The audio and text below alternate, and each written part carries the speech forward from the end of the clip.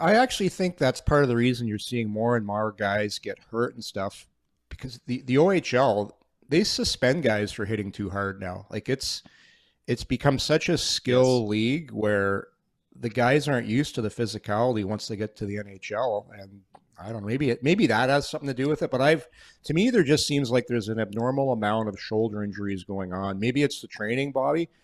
Like maybe guys aren't doing enough shoulder work. I don't know, but it's just crazy how many guys are doing their shoulders now.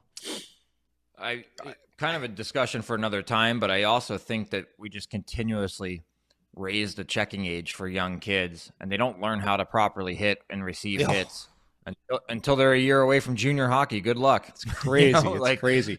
That's yeah. So I was do going to say that. Do you know what it is, guys? And because I coached novice right up to junior.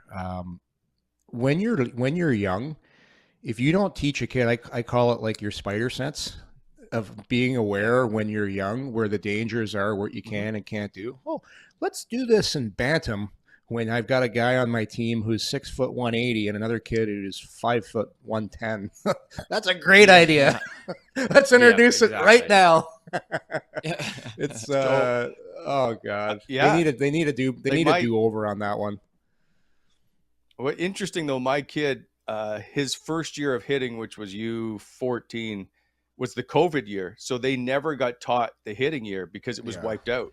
So they've never, that whole entire 07 group has never properly been trained into how to hit. Like they do hitting clinics. You have to take one to start the year each year. It's like 90 minutes. Sometimes they do two 90-minute sessions. That's it. That's how you learn to protect yourself and how you throw body checks. That's not a lot of time. You got 40 kids on the ice.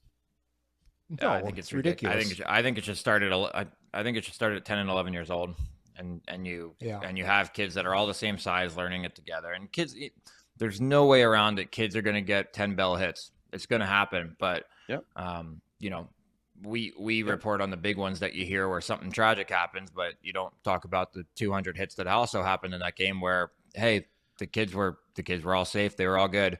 It was introduced to me at an early age. I think that it should be for everybody. And I don't want to say it this way, but you weed out the kids that don't want to play earlier as well. Correct. Way. It's a great separator. Kids. Yeah. Yes, it is. Yeah. Well, I was not even close to the best player in Pee Wee hockey. Not even close to the best player.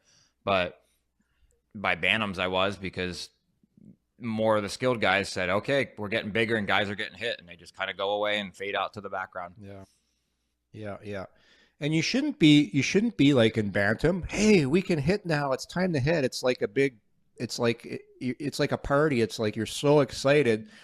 But if you had it in earlier, it's just part of it, and it's another skill. It's another thing that's learned. So I just remember when my kids were like, "Hey, it's hitting time," and then it's like a big party, and then they need a do over on that one. It was not enough thought was put into it.